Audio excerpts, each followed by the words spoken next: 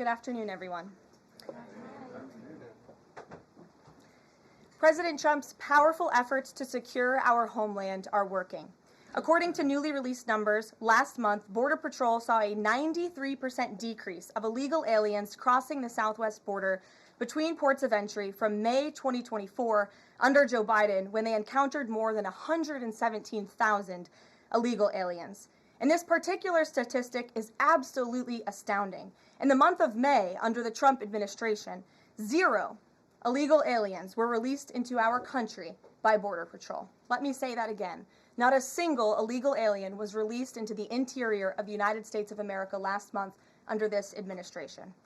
Let's contrast that to Joe Biden's failed leadership, where immigration officers were wasting their finite time and resources processing dangerous illegal aliens for release into the United States. President Trump immediately terminated that reckless Biden-era practice that undermined the rule of law, jeopardized public safety and our national security, and diverted critical resources away from stopping deadly drugs and violent criminals from entering our country. That's the reason why not a single illegal alien was released into the interior of the United States in the month of May. And as a result, we now have a border that is reaching unprecedented levels of operational success. The efforts by President Trump to stop the illegal immigrant invasion and secure the border in this short amount of time represent one of the greatest achievements by a presidential administration in the history of our great country. With illegal entries being overwhelmingly halted, the Trump administration is dramatically ramping up efforts to arrest and deport all of the millions of criminal illegal aliens that Joe Biden let into our country over the past 4 years. President Trump has directed all of our ICE officers to do everything in their power to carry out the single largest mass deportation operation in history. Illegal criminals who are hiding in America's largest so-called sanctuary cities will be increasingly targeted for removal. Radical Democrats will no longer be allowed to shelter illegals who threaten public safety as part of their cynical efforts to expand political power, drain the American taxpayer, and artificially lower wages and steal American jobs. ICE officers are courageous heroes, upholding the rule of law and keeping our citizens safe. And they have the full and unwavering support of this president. In economic news, President Trump's pro-growth agenda is delivering for the American worker. Through the first 5 months of the Trump administration, real blue-collar wages are up nearly 2%. It's the strongest growth in nearly 60 years and a stark contrast from the negative wage growth seen during the first 5 months of the Biden administration. America is quickly returning to the successful formula of the first Trump administration: low inflation and rising wages. Once the big, beautiful bill is passed, this positive trend will only accelerate. Senate Republicans are continuing to push this critical legislation forward. The One Big Beautiful Bill will drive growth and supercharge the American economy. The Council of Economic Advisors found that the One Big Beautiful Bill will raise take-home pay by nearly $14,000 for a year for the average family of 4. The CEA also found that the One Big Beautiful Bill will increase wages as much as $11,000 for the average worker in America. The One Big Beautiful Bill expands the child tax credit and makes it permanent for more than 40 million families with children.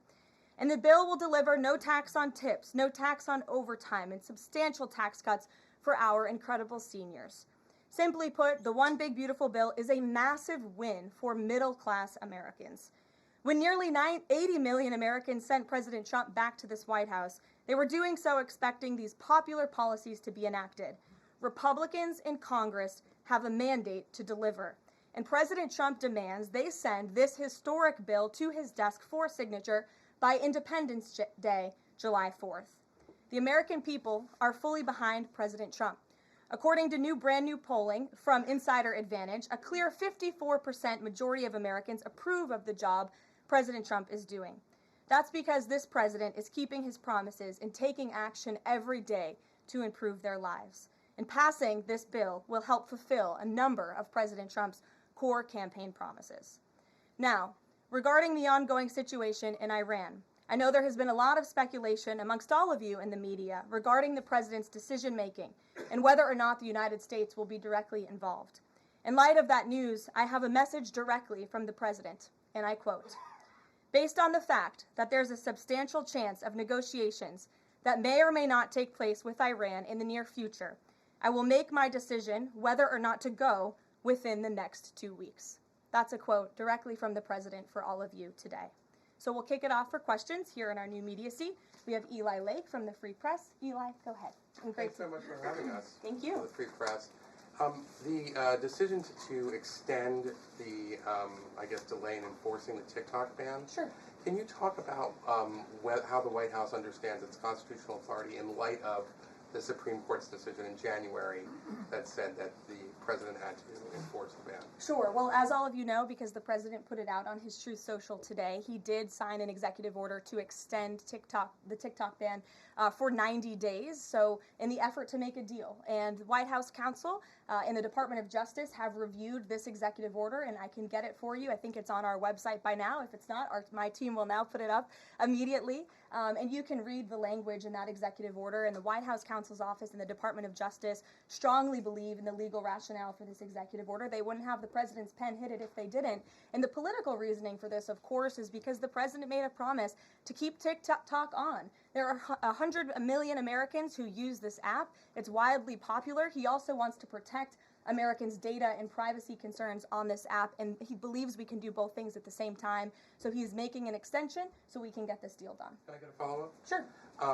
A few weeks ago, Tucker Carlson reported on a meeting between the president, Mark Leavitt, and others at the White House. Is there a leak investigation, and can you say who else was in that meeting? I'm not aware of a leak investigation at this time. I, for one, do not reveal details about the president's private meetings without his permission to do so. But certainly the president does not like when people leak.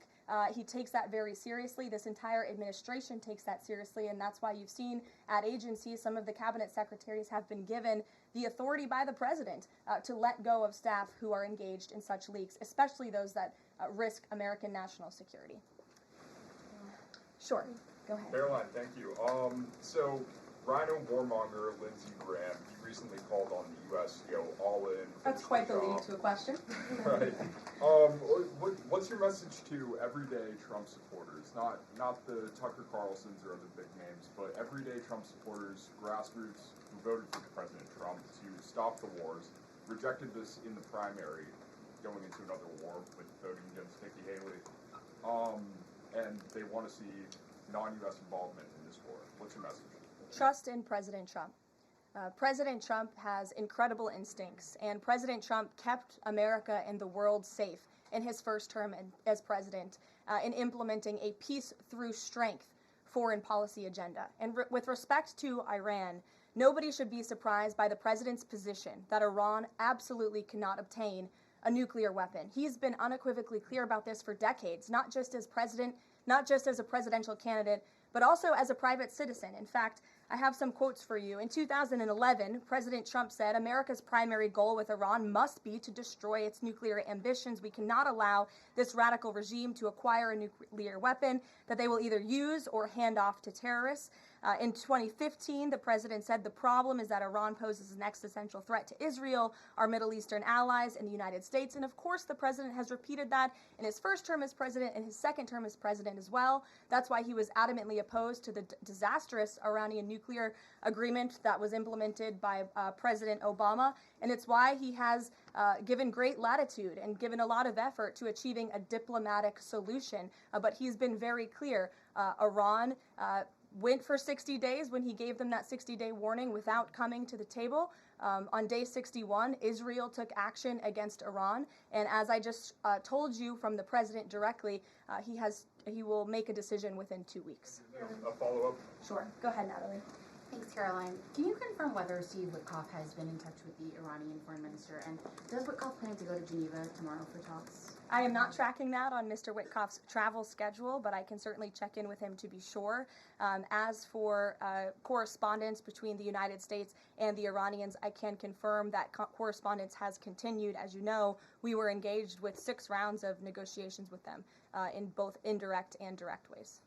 Thanks, Conrad. Just to clarify the president's statement just now, when he says that he'll make a decision in the next 2 weeks, is he saying that if Iran does not come back to the negotiating table within the next 2 weeks, That the president will strike? The president is saying that he will make a decision whether or not to go within the next 2 weeks. It's very clear and direct. And is he seeing any signs of progress? He obviously is holding out hope for negotiations, but is he seeing any inklings of progress that give him that hope that talks are still possible? Well, that's why he said in the statement that I just read for all of you, based on the fact that there's a substantial chance of negotiations that may or may not take place with Iran in the near future, he will make that decision within the next 2 weeks. What makes him think there's still a substantial chance, is my question. I'm not going to get into the reasoning and the rationale the president believes that, but that's his position, and he will make a decision within the next 2 weeks. Karoline. Sure. Thanks, Karoline.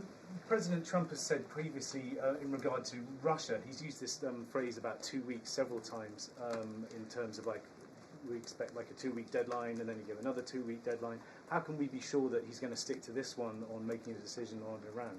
Well, in those deadlines, as you've seen in respect to Russia-Ukraine, might I add, these are two very different, complicated global conflicts, as you know, that the president inherited from our previous incompetent president in the weakness of the previous administration. And the president has spent a tremendous amount of time and effort cleaning up these crises that were caused by the last administration's just complete dereliction of duty on the world stage and American weakness. Now we have American strength again.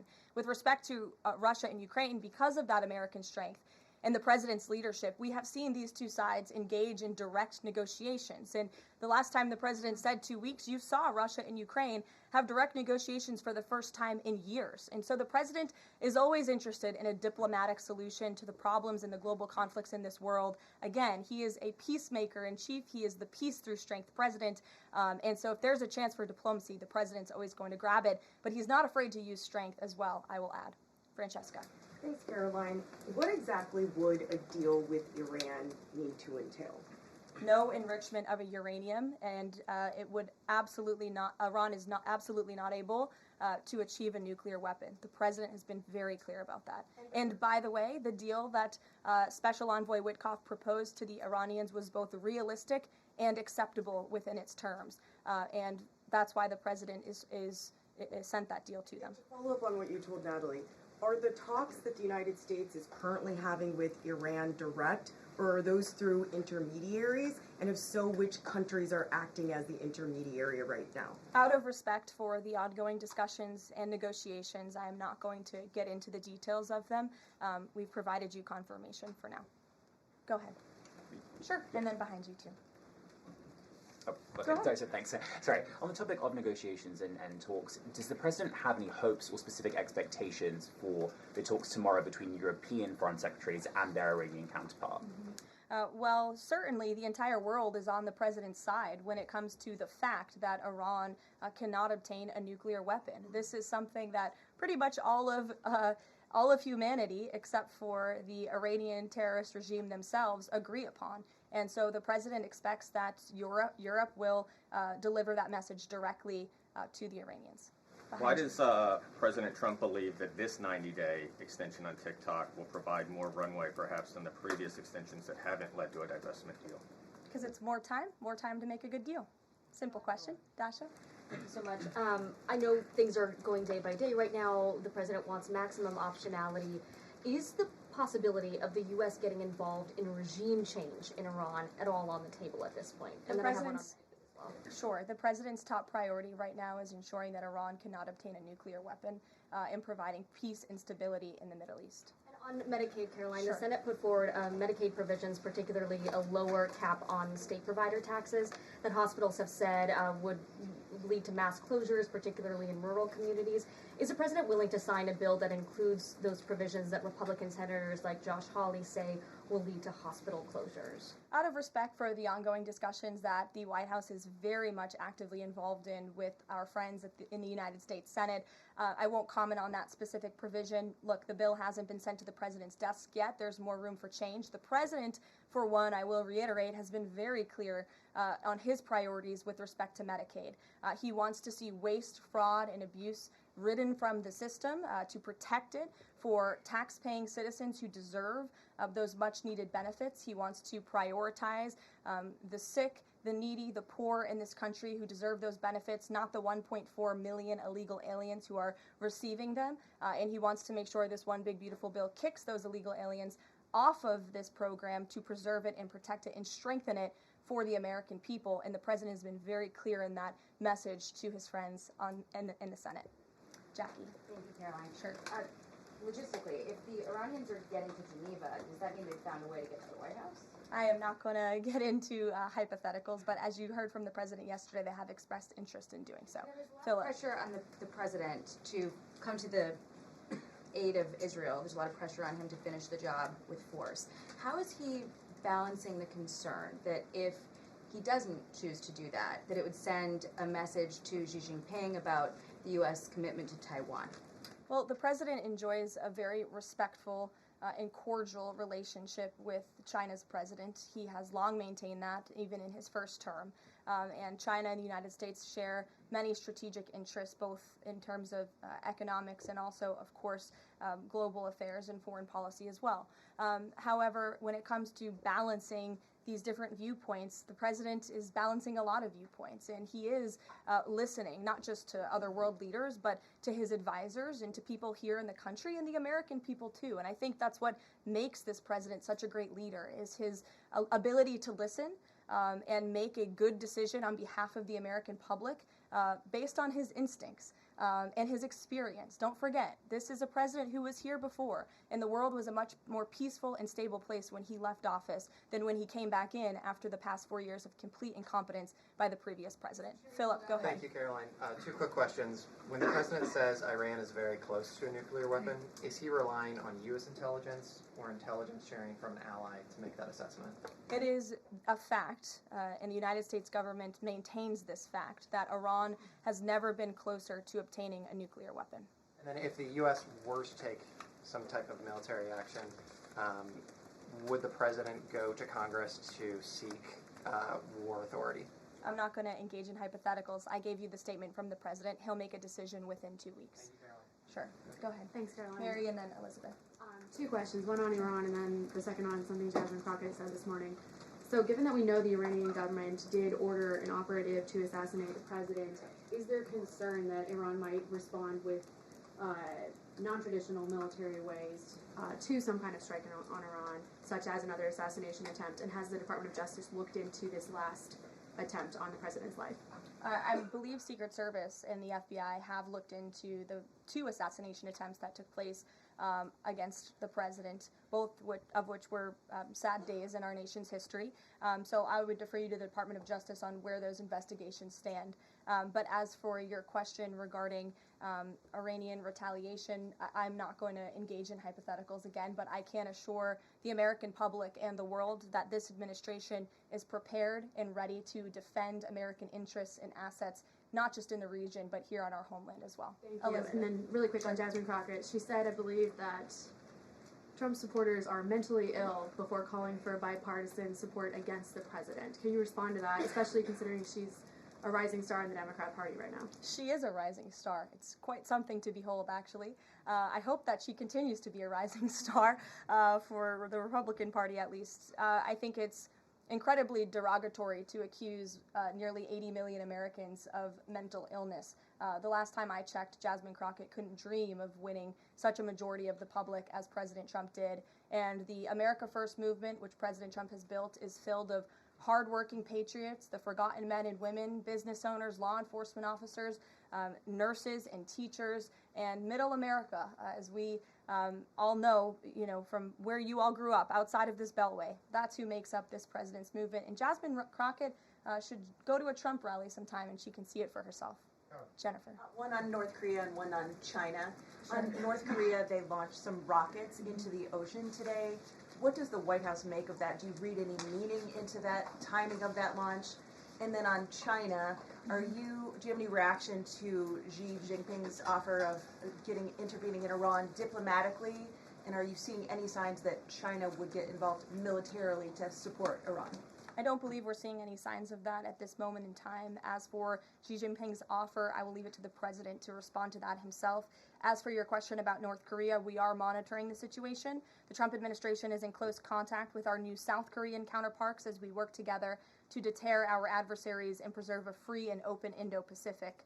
And no matter where, our adversaries and our allies alike know that President Trump will not tolerate threats against our interests on his watch, even as he works to resolve the wars that he inherited.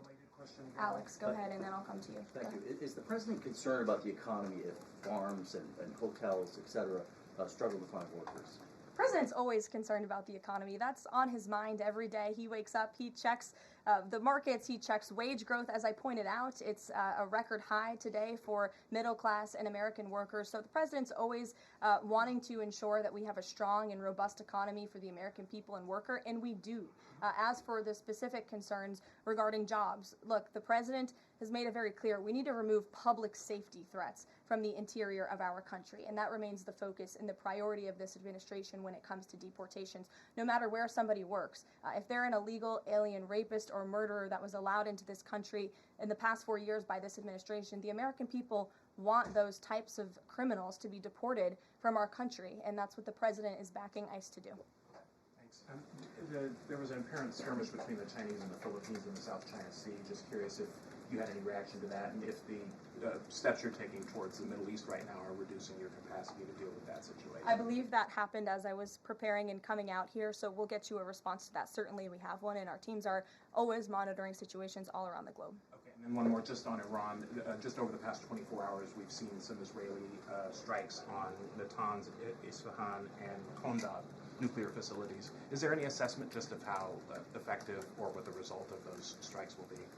What I can share is that the IDF and Israel, I think, have exceeded a lot of people's expectations in their ability to really hinder Iran's nuclear facilities, but also they've taken out key people in the Iranian regime's leadership as well. So this is something, of course, we are monitoring and watching every day, and the president was just in an intelligence briefing.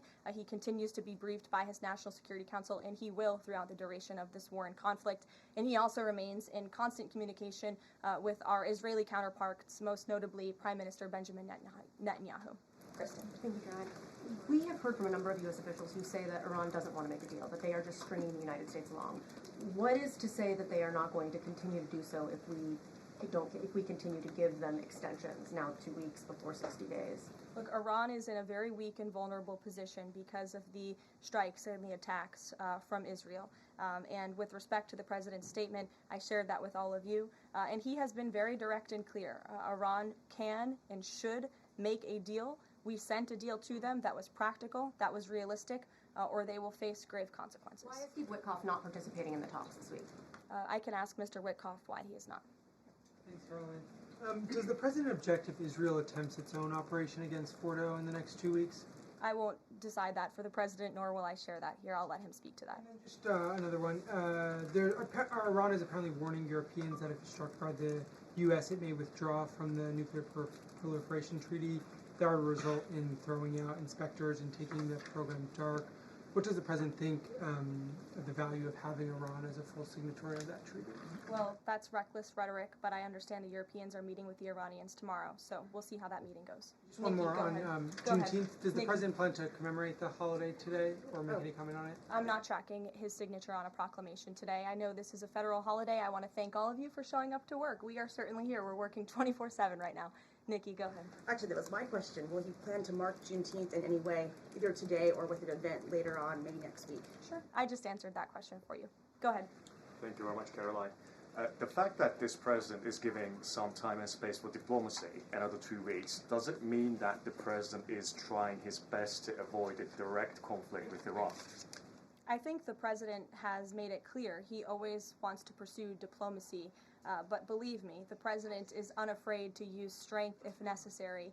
And Iran and the entire world should know that the United States military is the strongest and most lethal fighting force in the world, and we have capabilities that no other country on this planet possesses.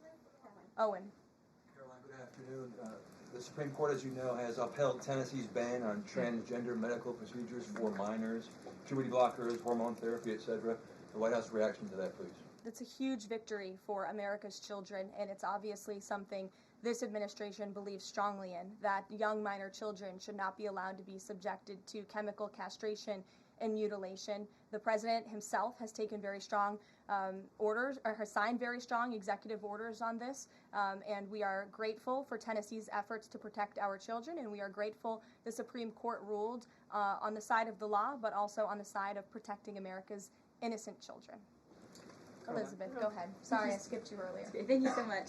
Secretary of State Marco Rubio announced new vetting procedures on student visas. Will this serve as a model for vetting other foreign visas? For all foreign visas, yes. As you know, the president signed an executive order, I think it was one of the first he signed in the first week, to strengthen our vetting requirements and our vetting system here in the United States for all visas. He directed the Secretary of State to do that. There was a pause in some of that vetting, as you all know, recently, especially with respect to students from some certain countries. But the vetting has continued, and it's stronger than ever before. As for specifics on how the vetting process has changed, I would defer you to the Department of State. As you know, they're in charge of things like that. Thank you. To what extent is this 2-week delay with Iran the result of interventions by the likes of Tucker Carlson, Marjorie Taylor Greene, or the entreaties of European leaders who want a de-escalation? Look, the president hears all voices across the country, and he makes decisions based on his instincts. And he has always said diplomacy is his first option. And is he still planning to attend the NATO summit next week? He is, yes. We will be departing from Washington on Monday morning, and hopefully we'll see some of you there. Kayla. Thanks, Caroline. Oil prices have been spiking over the last week. Is the president watching the oil market, and is that factoring into his decision-making in the Middle East? Again, as I said to, I think, Alex's question previously, the president is always watching, and this administration is doing more than any in history to bring oil prices and gas prices here at home down for the American public. They have been plummeting since President Trump's inauguration because of the executive action and the federal action this administration has taken on the home front. But yes, of course, he's paying attention and monitoring that. But as for whether it's weighing into his decision, there's a number of factors that, of course, are, and as I said, he will make that decision in the next 2 weeks. Can't reiterate that enough. Ouija. Caroline, thank you. With regard to a potential deal, Iran has said it will not negotiate under duress. Does the president believe there should be a ceasefire in these next 2 weeks as the U.S. tries to broker a deal? That's not what he said in the statement he dictated to me, so I won't get ahead of the president or add anything additional to the statement that he gave me the liberty to share with all of you. And then just to follow up on how close Iran is to a nuclear weapon, can you clarify, when the president said a few weeks away, did he mean obtaining enough enriched uranium to start building a weapon, or did he mean Iran is a few weeks away from completing the production of a weapon? I'm glad you asked that, Ouija. It's an important question, and it's one, frankly, the media has been getting wrong. Let's be very clear. Iran has all that it needs to achieve a nuclear weapon. All they need is a decision from the supreme leader to do that, and it would take a couple of weeks to complete the production of that weapon, which would, of course, pose an existential threat not just to Israel, but to the United States and to the entire world. And that is something that the entire world, including countries like Russia, is in agreement with, that Iran should not and cannot obtain a nuclear weapon. And that's why the president believes that, and he's believed that, again, not just his political career, but frankly, his entire life. So it Michael. sounds like it's the former, just to be clear. Correct. That they have the components. Okay, Correct. thank you. Michael. Karoline, as we look forward to the NATO summit next week, Spain right now is threatening not to oblige the president's request for all NATO countries to spend at least 5% of their GDP. Does the president take issue with this, with Spain right now? I didn't see Spain's comments. I'll make sure the president sees them, and I can assure you he wants to see all European countries pay their fair share and meet that 5% threshold. It's only fair considering the American taxpayers have given a significant chunk of money to the tune of billions of dollars to support our mutual interests and our assured defense. So I will let him speak to that, but he's made his priorities for our European allies quite clear, including Spain. Caroline, one last question. When it comes to the president's position on foreign policy in general, is there a phrase that the White House has coined? Is there a Trump doctrine? Does the president like to talk about this? Anyone here in the White House talking about this? And if so, if there is something akin to a Trump doctrine, how would you define it? America first, always. And with that, I think I'll leave you. I know there's a lot of news in the world right now. As you know, our team is always here to answer your questions, and the president, I am sure, will take more questions from you guys at some point this week, as he always does in the effort of transparency. I appreciate your being here on a federal holiday, and we'll see you later. Thank you.